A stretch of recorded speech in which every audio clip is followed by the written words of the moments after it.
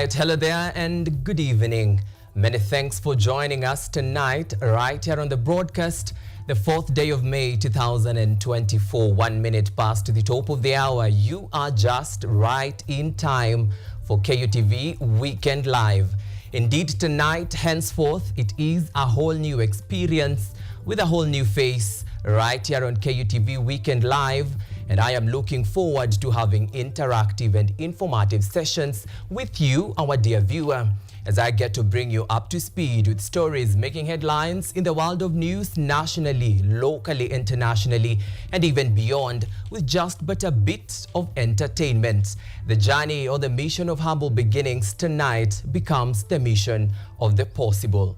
And this great mandate begins right now with the top stories.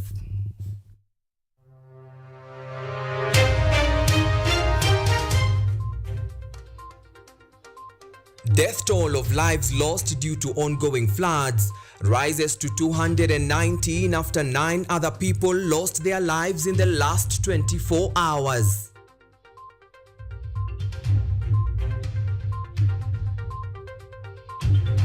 Government begins mapping out rivers prone to flooding to effectively utilize the excess water for agricultural use.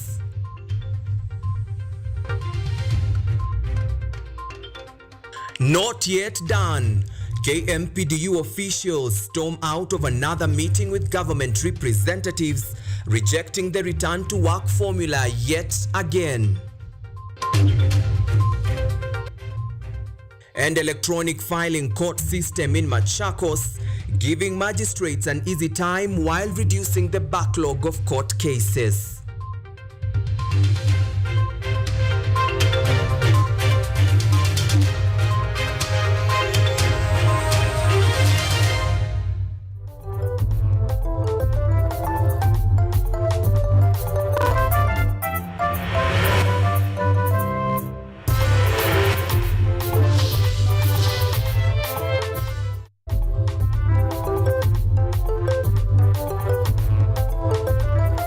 And that's right, remember we are up and running on YouTube at KUTV News Kenya and on X, or formerly Twitter at KUTV_Kenya, or even across all my social media platforms at Theo_Macharia.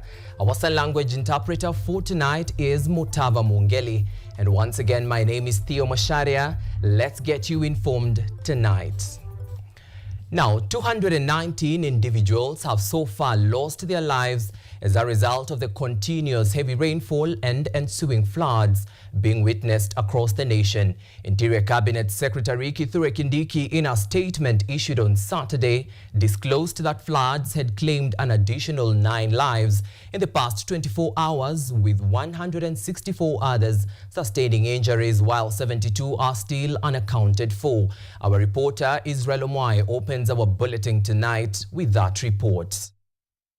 The floods being witnessed in the country is nothing short of loss of lives, property damage, displacement of populations, and disruption of essential services. Even as the government continues to put joint efforts in curbing the persistent floods, the situation is still scary, with Kenyans hoping this will come to an end.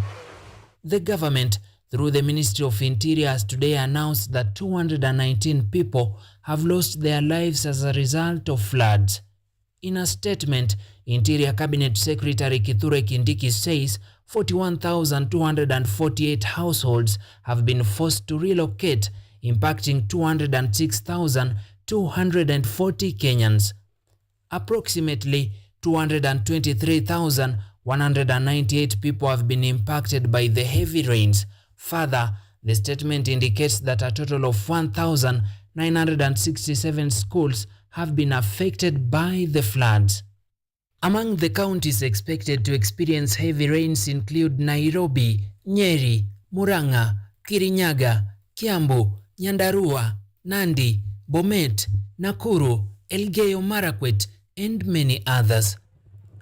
On the same note, Kindiki reiterated the government warning to residents in the coastal region of the looming cyclone Hidaya, saying it is expected to hit the area by Sunday. Kilifi County government echoed the CS sentiments, issuing an alert to fishermen across the Kilifi beach shores to keep off the Indian Ocean.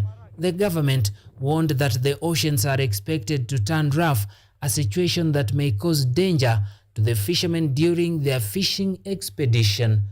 Tulipokea tahadhari ya kimbunga Hidaya kama county na tumechukua hatua ya kuongea na wavuvi wetu na watumizi wote wa bahari ya kwamba kwa muda huu wasiingie baharini.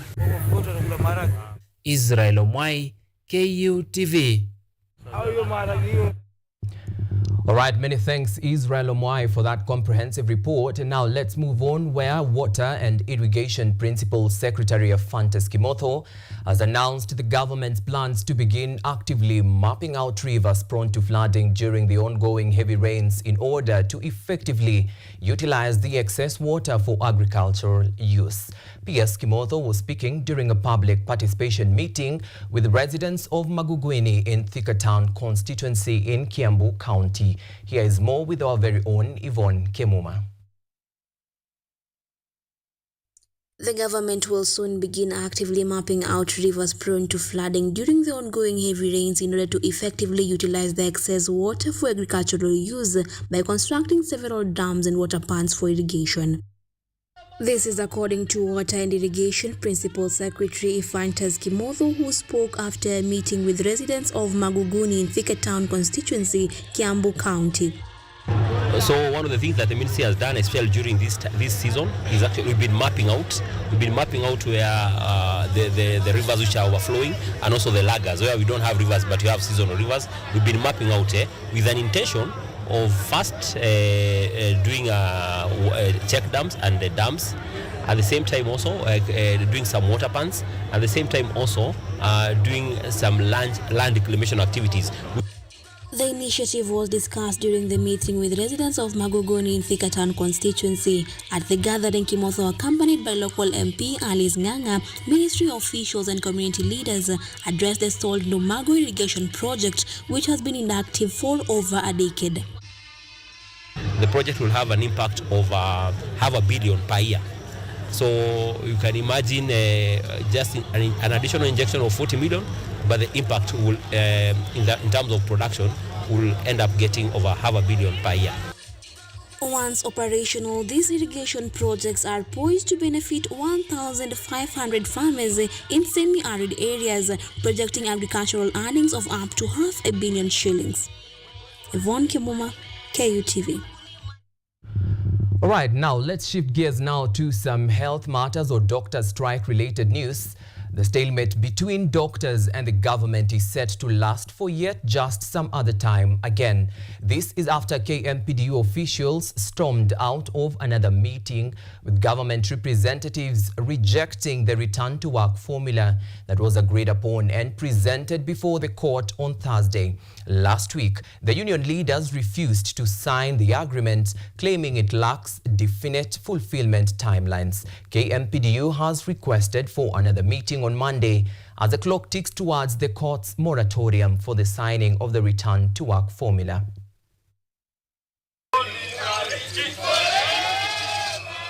The push and pull between doctors and the government seems to see no end after the two parties failed to reconcile in yet another meeting held on Friday evening at the Kenyatta International Convention Center, KICC. The Kenya Medical Practitioners and Dentists Union KMPDU boycotted a return to work formula signed by the whole of the nation approach committee, which represents the national and county governments, negating it for the lack of timelines for delivery of the agreed issues. Members of the committee, drawn from the national and county governments, have already appended their signatures to the document presented before the court on Thursday and are threatening to acquire court orders to fire striking doctors once the Monday 10 a.m. moratorium ends.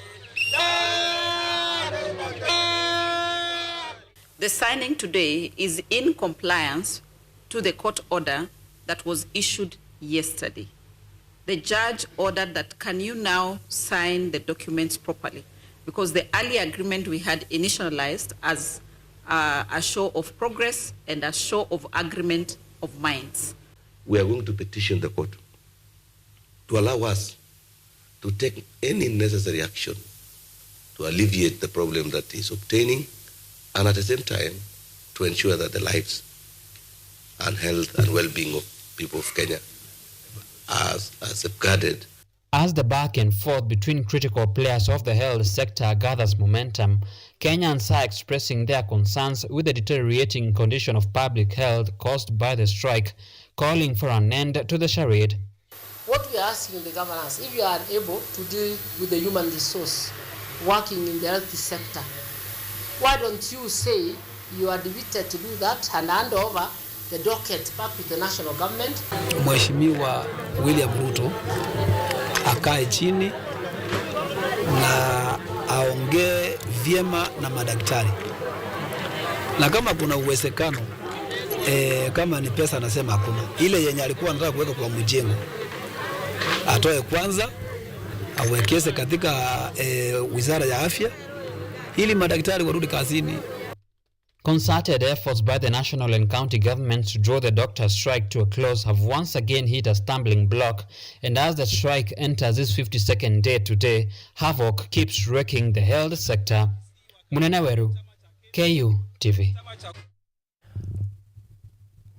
All right, and that story by Muneneweru now takes us to this next story. Let's now shift gears to Kilifi County, where Kilifi Governor Gideon Mung'aro has threatened to move containers preserving bodies of victims from the Shakahola massacre and dump them at the Kenyatta National Hospital.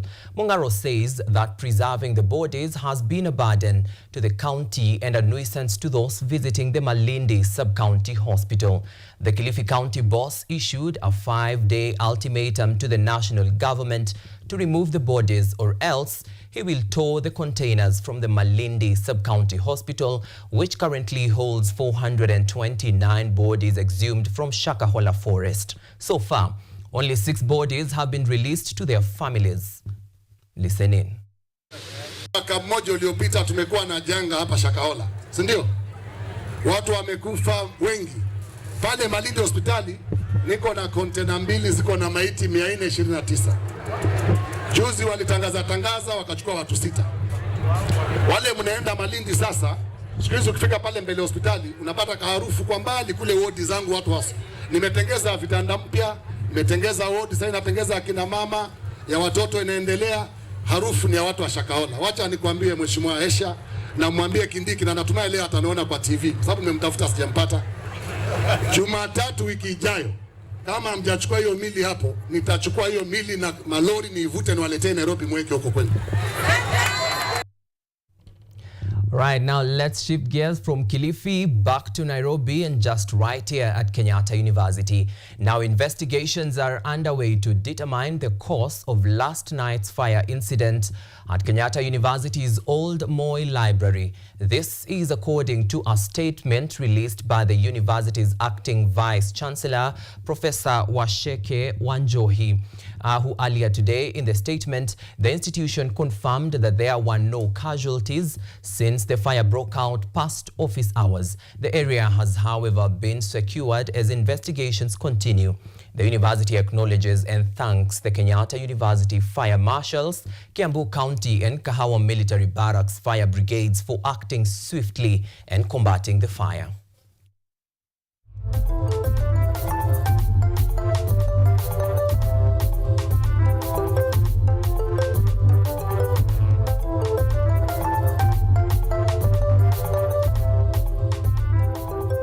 All right, and we are taking our first short commercial break right here on the broadcast. Keep the conversation going on our social media platforms. I can see you guys interacting with us at KUTV News Kenya on YouTube and X KUTV_Kenya, or even at Theo_Macharia. Just after the break, we'll be sampling some of those comments as we proceed with the broadcast. Don't go too far. Keep it KUTV. See you on the other side.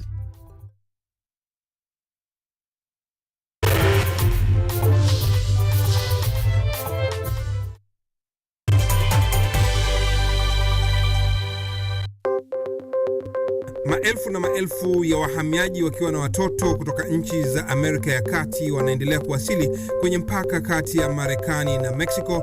Folks, I'm going. Thank you very, very much. I appreciate it. Thank you. Ni habari kutoka pembe zote duniani.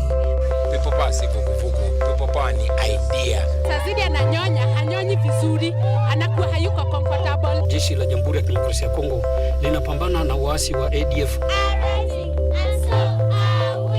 Kwa sasa wanatoa wito kwa mashirika, makampuni na vile vituo vya uchukuzi. Mambo mengi yatakwenda kama yalivyopangwa. Hapa ni kuna mmoja wa viongozi wa chama cha wavuvi katika eneo hili. Zaidi tunajaribu kuwapa chanjo ili ina boost ama inanyanyua kinga ya mwili, hiyo inaenda kupelekea kupambana na virusi. Ni Duniani Leo, Jumatatu mpaka Ijumaa, moja kwa moja kutoka VOA Swahili, Washington DC.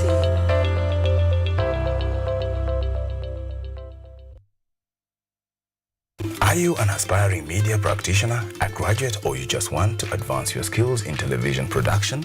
Then welcome to Kenyatta University, where education meets innovation. KUTV, the premier university television station in Kenya, is now offering short courses in TV studio, field technical operations, and video editing. Through these courses, you will acquire hands-on skills on camera operations, media production, lighting techniques, audio-visual editing, and sound and visual control, and how to operate key equipment in modern TV control room. Enroll today at KUTV and discover your full potential in cutting-edge TV broadcasting. Graduates of these courses will receive professional certificates. For more information, visit our offices at KUTV Studios or call us on 020-870-4252 or 020-870-4255 or SMS us on 0739-110-544. KUTV, a new experience.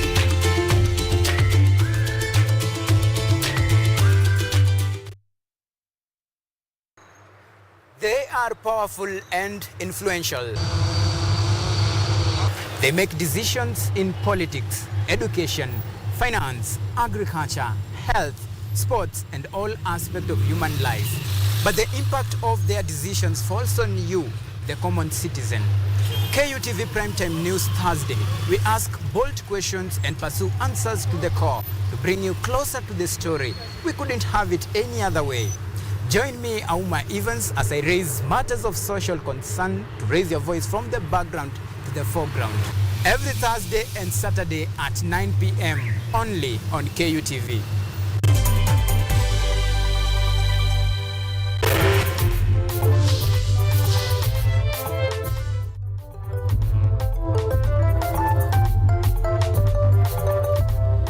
Indeed, many thanks for sticking with us right here on KUTV Week Live. Let's keep broadcast. And court clients can now use mobile apps to make a follow-up on their court cases.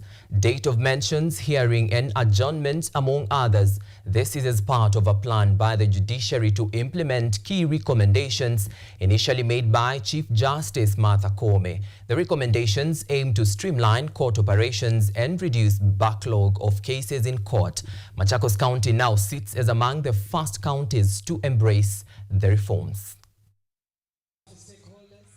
At the Machakos Law Courts, clients will now be able to track the proceedings of their cases through electronic systems with easily identifiable officers assigned in court buildings to guide court clients on court procedures, including litigation. Speaking during a Judiciary Court Open Day, Machakos High Court Judge Justice Francis Rayola Olel revealed that clients at the comfort of their homes can now use mobile apps to make a follow-up on their court cases, date of mentions, hearing and adjournment. One of the innovative things that the court has done is under the Honorable Chief Justice Martha Koome, on 11th of March, she started the electronic system in court, where all filings are done electronically.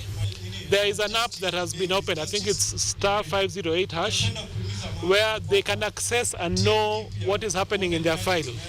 So long as they have been registered, at any point they can know this is the next date coming up, reason for adjournment, and any documentation filed by the other party. Olel applauded mediators for playing a critical role in handling succession cases diligently out of court, giving an exemption to criminal cases, sodomy and defilement. apart from criminal matters, we encourage mediation in all other matters that can be settled.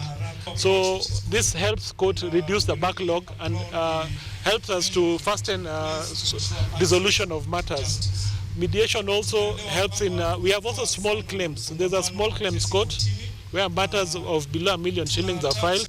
Children officers called on the society not to remain silent on rape, defilement and sodomy cases meted on children, urging the residents to report to the Machakos County Children's Officer or use a toll number on any violence against children. No kangaroo courts tunaziita hivyo.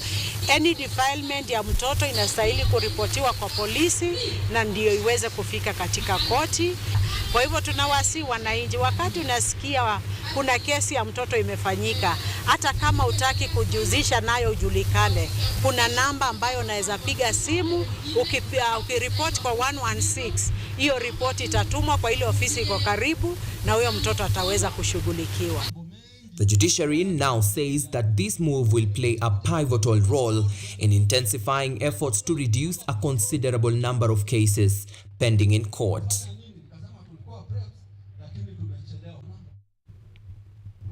"42 artifacts looted from Ghana during British colonial rule went on public display in Kumasi, the second largest city of this West African nation, for the first time this week. Now, David Doyle of Reuters now tells us more. These Ghanaian artifacts, looted during British colonial rule, have now been returned from the UK and the US and went on public display for the first time this week. People travelled from across Ghana to see the repatriated plunder in the city of Kumasi. It is the seat of Asante King Otumfuo Osei-Tutu II, known as the Asante Hene. The items that came back virtually the soul of the people of Ashanti. Zero. We are displaying this for you to see that the items that were stolen, looted in 1874, not all of them has returned, but that what we have here still embodies the soul of Ashanti. Thank you very much. The Asante Hene said negotiations to return the items took more than 50 years.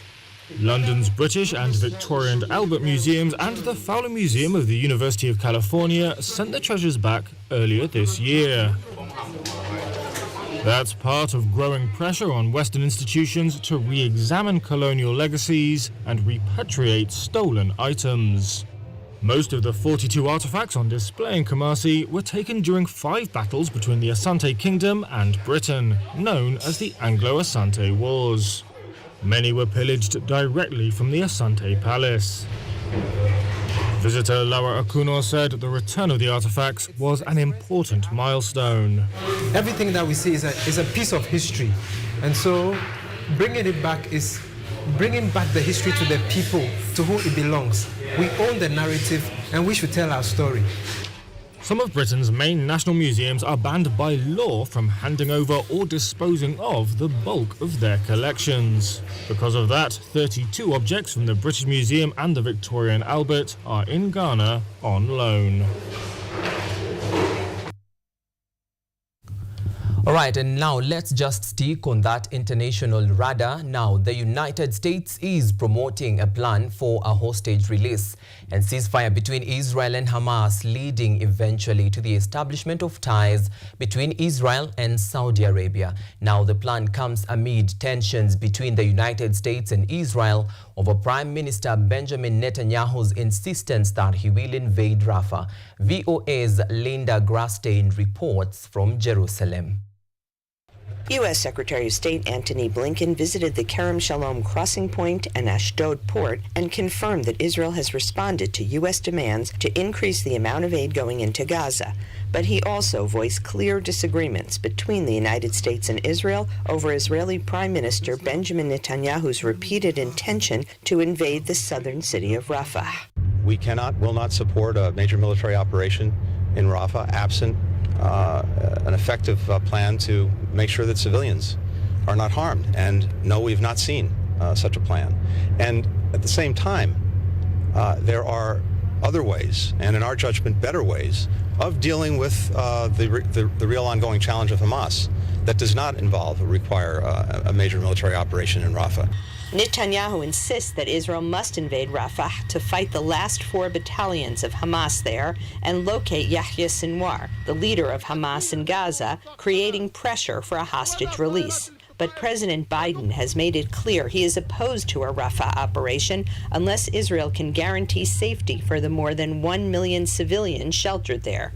Biden says that Israel should not go into Rafah, a border city between Israel and Egypt, and the only remaining hideout for Hamas. On the other hand, this is the only way to convince Hamas the threat of going into Rafah is the only way to persuade Yahya Sinwar, the head of Hamas, to accept the deal to release hostages. A ceasefire in the Gaza war is also seen by the United States as a precondition for the normalization of relations between Israel and Saudi Arabia. This normalization deal was put on hold with the outbreak of war between Israel and Hamas, but the U.S. is devoting intensive efforts to revive it. The normalization of relations between Israel and Saudi Arabia could have a transformative effect on the whole of the Middle East. It would strengthen America's allies, all of whom are committed to maintaining stability in the region. And it would weaken the enemies of the United States and those countries, primarily Iran and its allies. Reinhold says Saudi recognition would greatly benefit Israel in its struggle against international condemnation. For Israel, it would greatly strengthen both its diplomatic and its military position, its strategic position.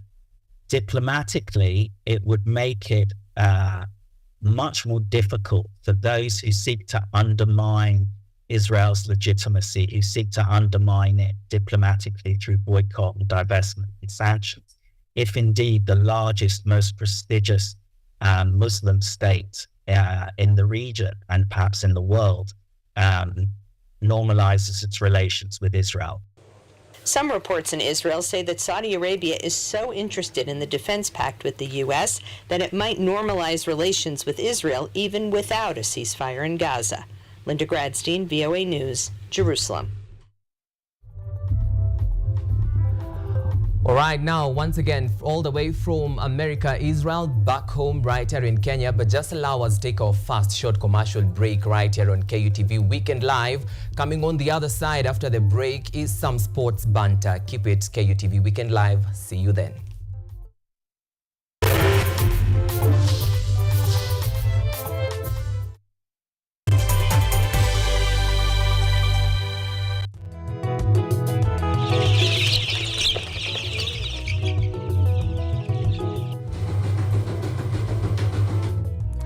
Kaunti maarufu kwa kuzalisha maziwa na ukuzaji wa majani chai. Pia, serikali ya kaunti inawahimiza wakulima kukumbatia mitindo mingine ya kilimo kuzidisha mapato. Kama kuna kikundi moja inafanya biashara ya kuuza kuku, hao pia tumewafadhili kuwafunza jinsi ya kuhandle zile kuku kwa sababu wanaleta kwa wingi.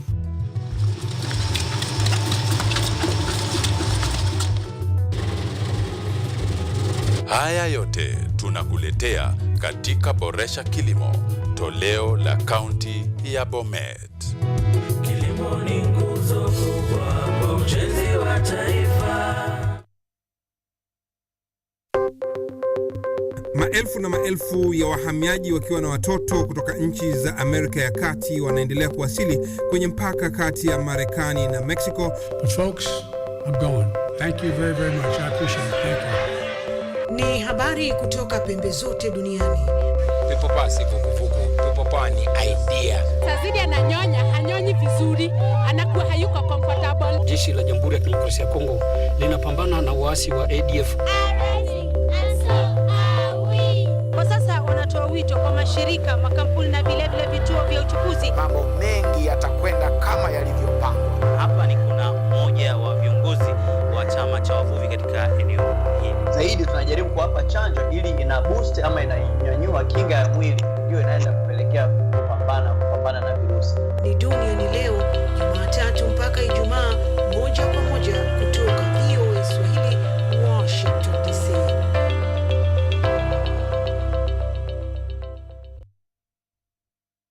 Are you an aspiring media practitioner, a graduate, or you just want to advance your skills in television production? Then welcome to Kenyatta University, where education meets innovation. KUTV, the premier university television station in Kenya, is now offering short courses in TV studio, field technical operations, and video editing. Through these courses, you will acquire hands-on skills on camera operations, media production, lighting techniques, audio-visual editing, and sound and visual control, and how to operate key equipment in modern TV control room. Enroll today at KUTV and discover your full potential in cutting-edge TV broadcasting. Graduates of these courses will receive professional certificates. For more information, visit our offices at KUTV Studios or call us on 020-870-4252 or 020-870-4255 or SMS us on 0739-110-544. KUTV, a new experience.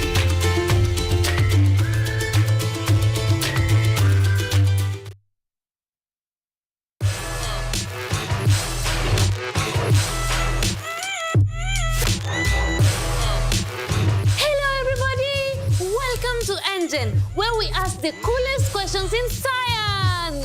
Let's go! Is yogurt really just rotten milk? Why do humans need sharks to survive? How did a 12-year-old boy from Africa invent modern vanilla farming? How do you deliver medicine to a chimpanzee? Can poop be useful? How can you save the planet by reducing air pollution? To help us answer these questions, we are inviting some wonderful guests from the world of science. They will enlighten you, make you hungry for knowledge, oxygenate your brain, and make your ideas flow. This is Engine Season 3. Let's go!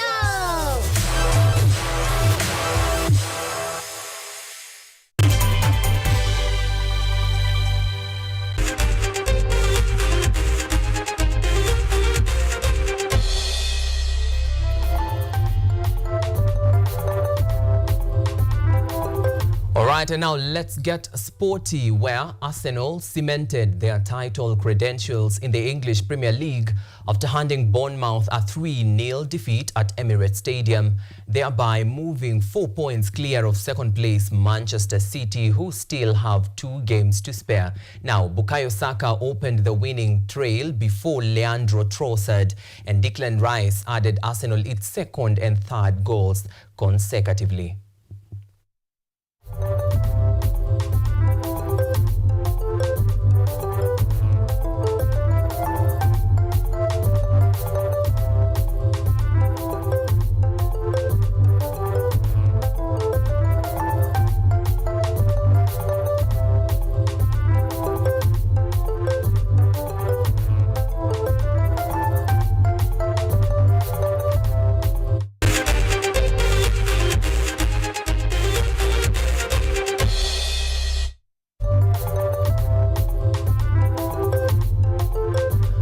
And that Arsenal Bournemouth report brings us to the tail end of this broadcast, the 4th day of May. It's been a pleasure doing this.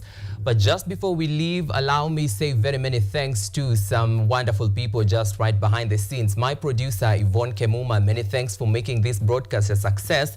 My director, Kimani James Baraka, many thanks for also making this bulletin a success. And also on the graphics, Eliud Gidhuku, many thanks for also making this bulletin a success. And also lastly, on the sound, we have Ismail Akunda. Many thanks for also making this broadcast a success. And to you, our dear viewer, many thanks for keeping it KUTV Weekend Live. And also, you are not forgotten. Allow me sample a few of your comments on our YouTube platform, that is at KUTV News Kenya.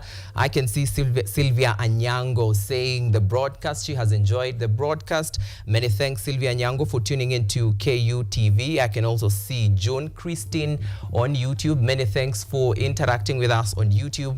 I can also see Kuria Kinyanjui saying watching with family all the way from Nakuru. Many thanks, Kuria Kinyanjui from Nakuru, for keeping it KUTV Weekend Live. And also lastly, Jidraf watching all the way from Kikuyu. Many thanks for tuning in to KUTV Weekend Live. We do this again next week, same time, same place. Our sign language interpreter for tonight has been Mutava Mwongeli, and my name is Theo Macharia. Good night and take care.